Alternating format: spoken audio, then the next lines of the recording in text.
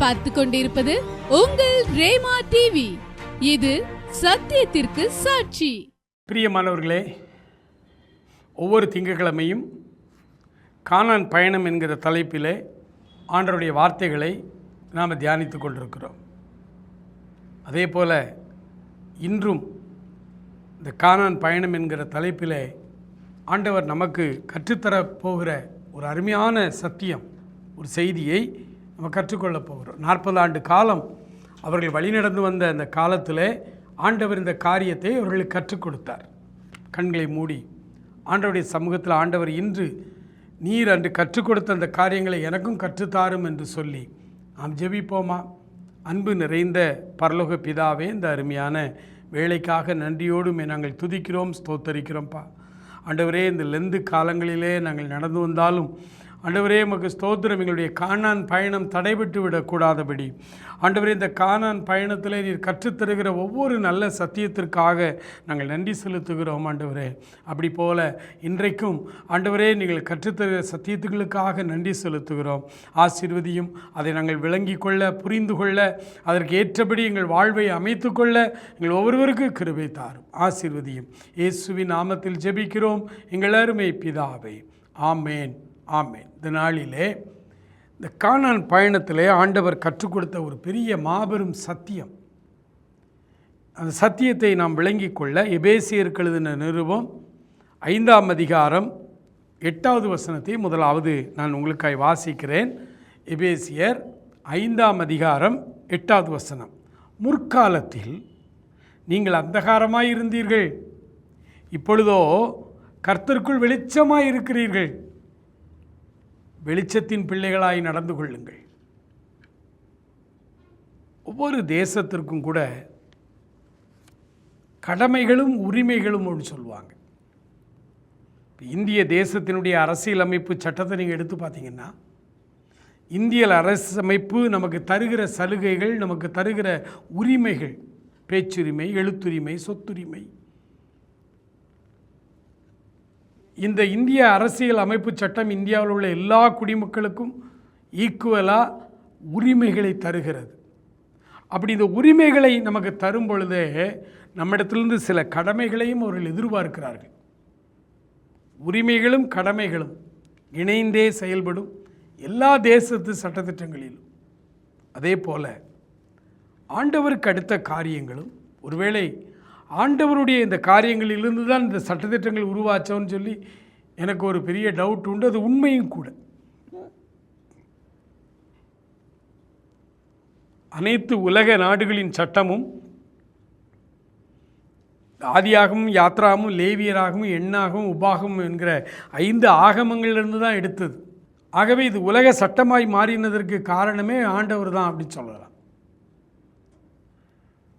முற்காலத்தில் நீங்கள் அந்தகாரமாக இருந்தீர்கள், அதாவது இயேசுநாதரை ஏற்றுக்கொள்வதற்கு முன்பு நீங்கள் இருட்டின் பிள்ளைகளாய், ஆண்டவரை அறியாத பிள்ளைகளாய் இருளில் வாழ்ந்து வந்தீர்கள்.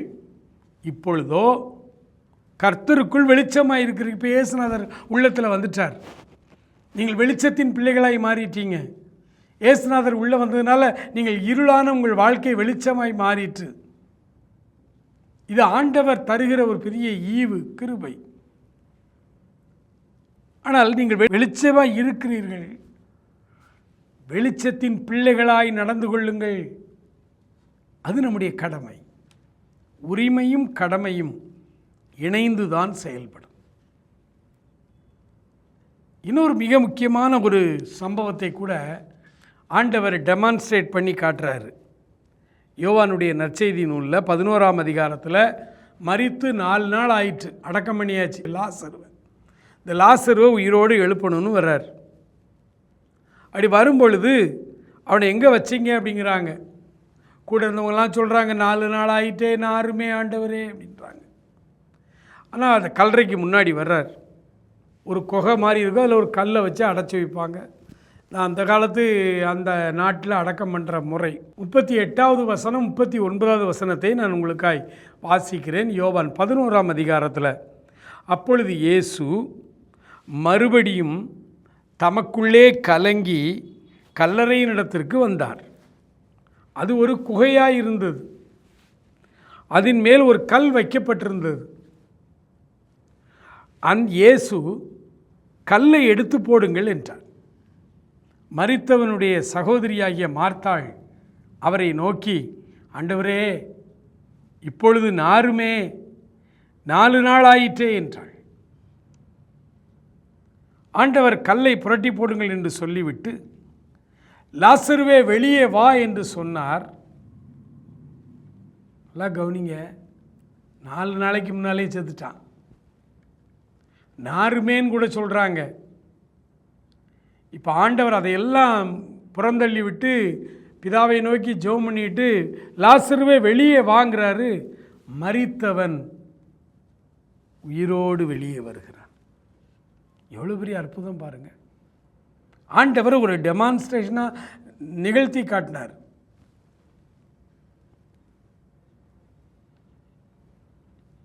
இன்றைக்கும் ஆண்டவர் அப்படி ஒரு டெமான்ஸ்ட்ரேஷன் பண்ணணும், அது பண்ணி அந்த இடத்துல பண்ணாதான் அது அவசியம் சொன்னால் பண்ணத்தான் செய்வார். இன்றைக்கு செய்வார். இப்போ கூட மரித்தவர்களை, வட இந்தியாவில் சில மரித்தவர்களை ஆண்டவர் உயிரோடு எழுப்பி கொண்டு தான் இருக்கிறார்.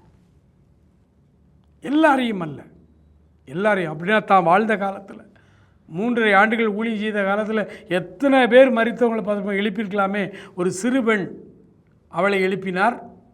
ஒரு மரித்த வாலிபனை அடக்கம் பண்ண வந்தாங்க, அவனை பாடையை தொட்டு அவனை உயிரோடு எழுப்பினார். இந்த லாசருவை எழுப்பினார். ஒரு சில காரியங்கள், அதாவது ரொம்ப அத்தியாவசியமான சூழ்நிலையில் இதை ஆண்டவர் செய்து காட்டுகிறார். அதில் நிறைய படிப்பினைகளுக்காக அதை செய்து காட்டுகிறார். அதே போல் ஆண்டவர் சொன்னார், என்னை விசுவாசிக்கிறவன் என் போன்ற கிரியைகளை செய்வான், இதை காட்டிலும் அதிக காரியத்தையும் செய்வான். ஏன்னா இவருக்கு அடுத்த பேதுரு, பவுல் வராங்க. பவுல் ஒரு மரித்து போன ஒரு வாலிபனை உயிரோடு எழுப்பி காட்டுறார். பேதுரு அதே மாதிரி ஒருவனை உயிரோடு எழுப்பி காட்டுறார். இதெல்லாம் நடந்தது. ஆனால் நம்முடைய இன்றைய சத்தியம், ஆண்ட கற்றுத்தர சத்தியம் என்ன? மரித்தவன் உயிரோடு வெளியில் வந்துட்டான். 44வது வசனத்தை வாசிக்கிறேன். லாசருவே வெளியே வான்னு சொல்லி 43வது வசனத்தில் அவர் சொல்கிறாரு. 44வது வசனம் பாருங்க. அப்பொழுது மரித்தவன் வெளியே வந்தான். அவன் கால்களும் கைகளும் பிரேத சீலைகளினாலே கட்டப்பட்டிருந்தது. அவன் முகமும் சீலையினால் சுற்றப்பட்டிருந்தது. இயேசு அவர்களை நோக்கி, இவனை கட்டவிழ்த்து விடுங்கள் என்று சொன்னார். ஏங்க, மரித்து 4 நாளான ஒரு பிரேதம், அந்த பிரேதத்தையே ஒரு வார்த்தையினால் அப்படியே உயிரோடு அந்த பிரேதத்தை எழுப்பி வர சொன்னாரே, அந்த கட்டுகளை அவிழ்த்துட்டு வந்தான அது அவருக்கு கஷ்டமா? செத்துப்போன சரீரமே உயிர் தெழுந்து வந்து விட்டது. லாசரு உயிரோடு வர்றார். அப்போ அவரை முகத்தை கட்டி வச்சுருக்கிறாங்க, உடம்பெல்லாம் சீலையினால் சுற்றி அப்படி கட்டி வச்சு அந்த கட்டுகளை அவருக்குன்னு தன் பக்கத்தில் உள்ளவங்களை பார்த்து சொல்ல, கட்டுகளை அவிழ்த்து விடுங்கன்றாங்க. இந்த சத்தியம், இதில் கற்றுக்கொள்கிற சத்தியம் என்ன? ஆண்டவர் நமக்கு அற்புதங்களை ஒரு நாளும் செய்ய ஆவலோடு இருக்கிறார். ஆண்டவர் நமக்கு அற்புதங்களை செய்கிறார். ஆனால் ஆண்டவர் நம்முடைய வாழ்க்கையில் செய்கிற எல்லா காரியத்திலும் அதில் நம்முடைய பங்கும் கலந்துருக்கணும், நம்முடைய பொறுப்பு அதில் இருக்கணும். வாலிபன் தன் வழியை எதினால் சுத்தம் பண்ணுவான்? உம்முடைய வசனத்தின்படி தன்னை காத்து கொள்கிறதுனால் தானே. அப்போ ஒரு மனிதனை சுத்திகரிக்கிற வல்லமை வசனத்துக்கு உண்டு. ஆனால் அந்த வசனத்தை வாசித்து அதை கை கொள்ளும் பொழுது அந்த வசனத்தை வச்சு நாம தான் நம்மளை பரிசுத்தமாக பாதுகாத்து கொள்ள வேண்டி இருக்கிறது. யோசேப்பு பரிசுத்தமான வாலிபன். ஆனால் ஒருத்தர் இல்லாத நேரம் அங்கே ஒரு தப்பு நடக்கிறதுக்கு அந்த வீட்டு எஜமானியே அவன் கையை பிடிச்சி இழுக்கிற ஒரு சூழ்நிலை. அந்த இடத்துல ஆண்டவருடைய வசனத்தை சொல்கிறார் யோசேப்பு.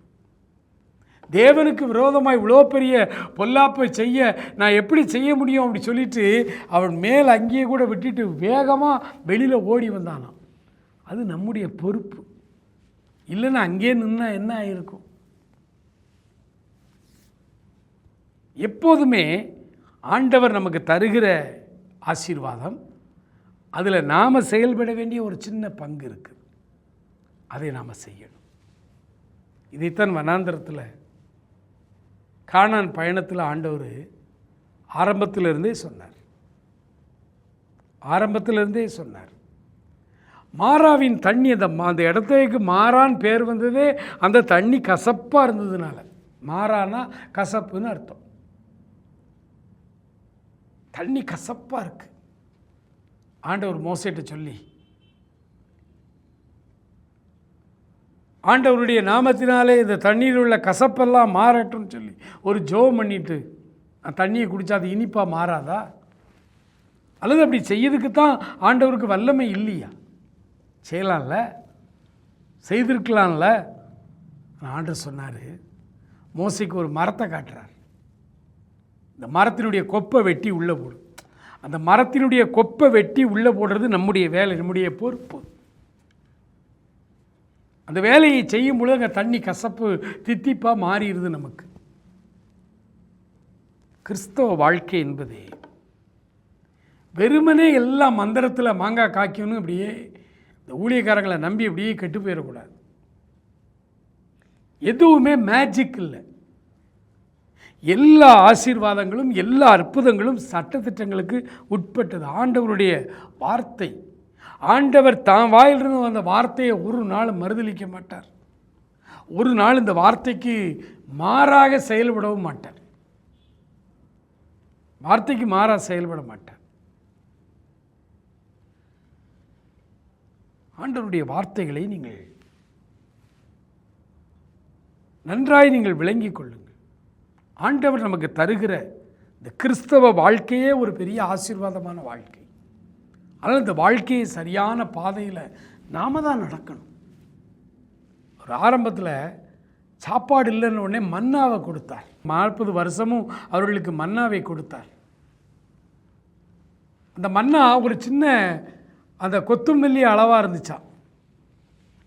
அதை பொறுக்குனாங்க, ஜாரில் அள்ளினாங்க, சேகரித்தாங்க. அது சேகரித்து வானத்திலேருந்து தேவதூதர்கள் சாப்பிட்ற மன்னாவை தானே கொடுத்தாரு. அதை அப்படியே சாப்பிட முடியாது. அதை சேகரித்து கொண்டு போய் அதை சுத்தம் பண்ணி அதை இடித்து அதை என்னெல்லாமோ ப்ராசஸ் பண்ணி தான் அந்த உணவை தேனிட்ட பணியாரம் போல் அது இனிப்பாக இருந்துச்சு. ஆண்டவர் கொடுத்த நேரடி உணவு தான். நமக்கும் கூட ஆண்டவர் காலை நேரத்தில் சில நேரங்களில் ஆண்டவருடைய வசனத்தின் மூலமாக நம்ம கூட பேசுவார். ஒரு வசனத்தை ஞாபகப்படுத்துவார், அல்லது ஒரு வசனத்தை உள்ளத்தில் ஆழமாக பதிப்பார். ஆனால் அந்த வசனம் அதுதான் மன்னா, நம்ம கொடுக்கப்பட்ட மன்னா. அதை அப்படியே உள்ளே முழுங்கிட்டு போகக்கூடாது, அது உணவாகாது. அந்த மன்னாவை நம்ம என்ன செய்யணும்? அதுக்கப்புறம் தியானிக்கணும். ஆண்டவர் இன்றைக்கி எனக்கு கொடுத்த வார்த்தை இது, அந்த வார்த்தையை நம்ம தியானிக்கணும். ஒரு ஆச்சரியமான ஒரு ஊழியம் நம்ம தமிழ்நாட்டில் முன்னாடி இருந்துச்சு. அதில் பயிற்சி எடுத்த அத்தனை பேருமே ஊழியக்காரங்க தான். எல்லாருமே சிறந்த ஊழியக்காரங்க. அங்கங்கே இப்போவும் ஊழியம் செய்துட்ருக்காங்க. இப்போ அவங்ககிட்ட கேட்பேன், எப்படி நீங்கள் இப்படி பைபிளை தியானிக்க படிச்சிங்க அப்படிங்கும்போது சொல்லுவார், எங்களுக்கு ஒரு அண்ணாச்சி இருந்தார், எங்கள் ஊழிய தலைவர். அவர் ஒவ்வொரு நாளும் காலையில் எங்களை தனிப்பட்ட முறையில் நாங்கள் அன்னன்னைக்குள்ள அதிகாரத்தை வாசித்து அதில் ஒரு வசனத்தை, ஆண்டவர் எங்களுக்கு உணர்த்துகிற வசனத்தை நாங்கள் தியானிக்கணும்னு சொல்லியிருப்பார். நாங்களும் அதை காலையில் செய்வோம். கரெக்டாக 8 மணிக்கு காலை உணவு முடிஞ்சவொடனே அசெம்பிள் பண்ணிடுவார். எங்களை அசெம்பிள் பண்ணி உட்கார வச்சுட்டு முதல் 1 மணி நேரம் நீ இன்றைக்கி என்ன அதிகாரம் வாசித்தன்னு கேட்பார். தொடர்ச்சியாக வர்றது தான் இந்த அதிகாரம் வாசித்தையா.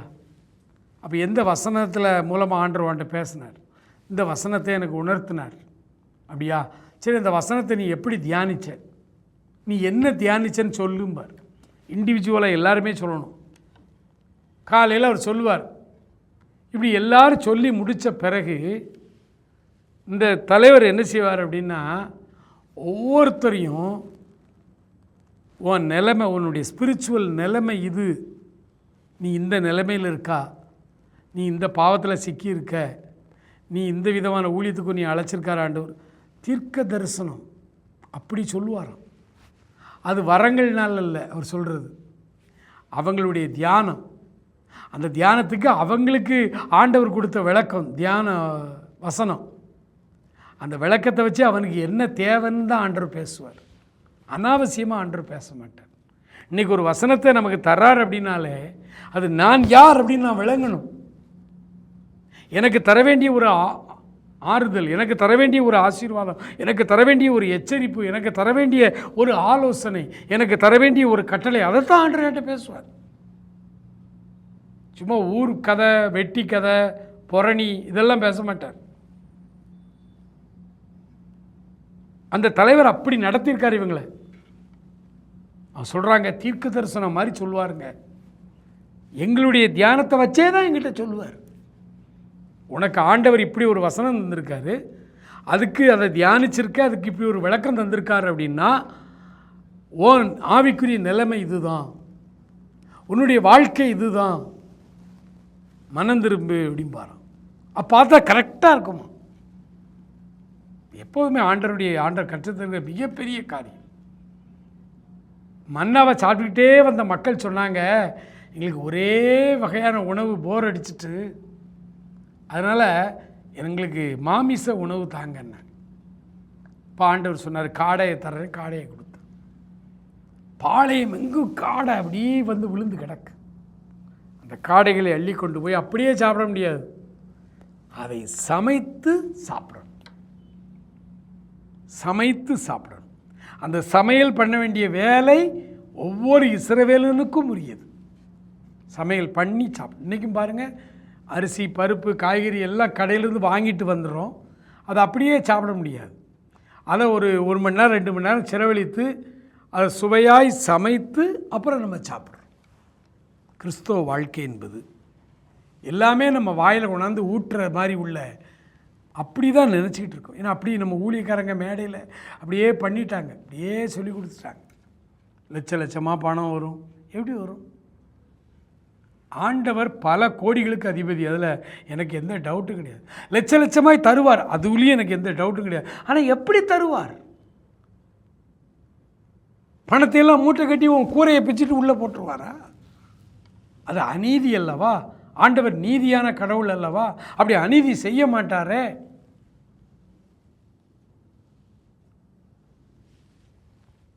ஒரு ஆலயம் நிரம்பி இருக்கு, பிரசித்தி பெற்ற ஒரு ஊழியர் பொம்மு இருக்கார், பிரசங்கம் பண்றார். பிரசங்கம் பண்ணும்போது அவர் சொல்றார், நான் படித்துக்கொண்டே ஊழியம் செய்து கொண்டிருந்தேன். எல்லாம் இந்த லென்த் டேஸில் நிறைய ஊழியங்கள் வரும். ஆனால் அப்போ தான் university exam, college exam, semester எக்ஸாமும் வரும். படிக்க நேரமே இருக்காது. பரீட்சைக்கு முதல் நாள் ஆண்டவரேன்னு நான் ஜெபம் பண்ணுவேன், எனக்கு கொஸ்டினை காட்டுவார். நேரடியாய் பாளையங்கோட்டையில் ஒரு பெரிய சபையிலே சொன்ன வார்த்தை இது. என்னை காட்டுவார்ல, முக்கியமான கொஸ்டின்ஸை காட்டுவார். நான் அதை படிச்சுட்டு போய் மறுநாள் அதே கொஸ்டின் தான் வரும். அப்போ ஆண்டவர் முதல் நாளே கொஸ்டினை அவுட் பண்ணுறாரா? அது எவ்வளோ பெரிய தவறு! அது எப்படி ஆண்டவர் தப்பு செய்வார்? உலகத்து மனுஷனே போலீஸ் காவல் போட்டு அந்த கொஸ்டின் பேப்பர் இருக்கிற ரூமுக்கு 2 பூட்டு போட்டு ஒரு 2 போலீஸை காவலுக்கு வச்சு எவ்வளவு கான்ஃபிடென்ஸாக கொஸ்டினை வச்சு பரீட்சை மறுநாள் நடத்துகிறாங்க. முதல் நாள் ராத்திரியே கொஸ்டினை அவுட் பண்ணுறாருன்னா அது எவ்வளோ பெரிய கிரிமினல் குற்றம். அது நம்ம ஆண்டவருடைய கிரிமினலாக செய்வாரா? அப்படி படிப்பதற்கு வேண்டிய ஞானத்தை தருவார். படிக்கிறது நம்ம கையில் இருக்குது. பரீட்சை நேரத்தில் நமக்கு படித்ததை நினைவுபடுத்துவார் ஆண்டவர். ஆனால் அதை பேப்பரில் நம்ம தானே எழுதணும். அவரே வா கையை பிடிச்சி எழுதுவார் அப்படின்னு சிலர் சொல்லிக்கிட்டு இருக்காங்க. இப்படி சொல்லி சொல்லி சொல்லி சொல்லி வசனத்துக்கு புறம்பா ஆண்டவருடைய கேரக்டரையே அசாசினேட் பண்ணிட்டாங்க. கொஸ்டின் அவுட் பண்ணுவார், அவர் எல்லா கிரிமினல் தப்பும் பண்ணுவாருங்கிற மாதிரி இவருக்காக.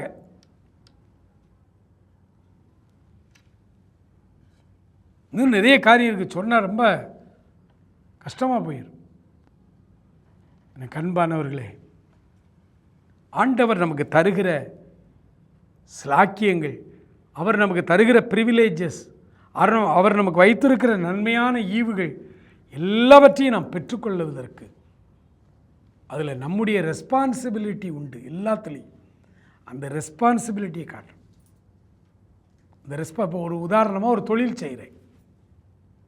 தொழிலில் கடன் அதிகமாயிற்று. நான் ஒரு கிறிஸ்தவ விசுவாசி. கடன் அதிகமான உடனே ஆண்டவர்கிட்ட வந்து அழுதேன். ஆண்டவரே, என் பிஸ்னஸில் இவ்வளோ கடன் ஆகிட்டு, ஆண்டவரே எனக்கு ஒரு அற்புதம் செய்ய மாட்டீரா அப்படின்னு நான் கதறி அழுது ஜெபிக்கிறேன். ஆண்டவர் என் ஜெபங்களை ஏற்றுக்கொண்டு, அவருடைய பிள்ளைகள் அழுத அவருக்கு பிடிக்காது, உடனே அவர்களுக்கு அற்புதம் செய்ய அவர் வருவார்.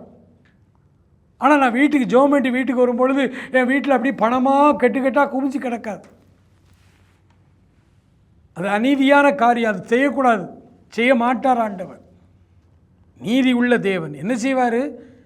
மறுநாள் நான் பிஸ்னஸுக்கு போகும் பொழுது திறந்த வாசலை கொடுப்பார். அதிகமாக என்னை ஒர்க் பண்ண வைப்பார். நான் இன்னும் கூடுதலான நேரம் ஒர்க் பண்ணணும், இன்னும் கொஞ்சம் ஓவர் டைம் ஒர்க் பண்ணணும். அப்படி நான் என்னுடைய வேலையை நான் பெருக எனக்கு வாசல்களை திறப்பார். ஒருவேளை ஒரு இடத்துலேருந்து வருகிற ஆர்டர்ஸ் எனக்கு கம்மியாக இருக்கலாம், உடனே ஆர்டரை டபுள் ஆக்குவார். சில நேரங்களில் எந்த விதத்திலாவது என்னை ஒர்க் பண்ண வைப்பார். பல வழிகளை திறந்து தருவார். நான் அதில் வேலை செய்யும் பொழுது என்னுடைய கடன் பாரங்களை சீக்கிரமாக அடைச்சிருவார். அல்லேலூயா! அதாங்க ஆண்டவர் செய்கிற அற்புதம். அதனால தான் வேதம் சொல்லுது, ஞானவான்கள் அவர் செய்கிற அந்த அதிசயங்களை உணர்ந்து கொள்வார்கள். நிறைய நேரங்களில் ஆண்டவர் செய்கிற காரியம் இது அற்புதமான, நமக்கெல்லாம் அற்புதம்னா அந்த கூரையை பிச்சுக்கிட்டு தங்க கட்டியை உள்ளே போட்டுறணும், அதுதான் அற்புதம்னு நினச்சிட்ருக்கோம். அப்படி ஒரு நாளும் ஆண்டவர் செய்ய மாட்டார். அதை இந்த 40 ஆண்டு காலம் நடத்தி காண்பித்தார். எல்லா விஷயத்திலையும் அவர்கள் பாம்பு கடிச்சு எல்லாம் செத்து விழுந்துக்கிட்டு இருக்கான்.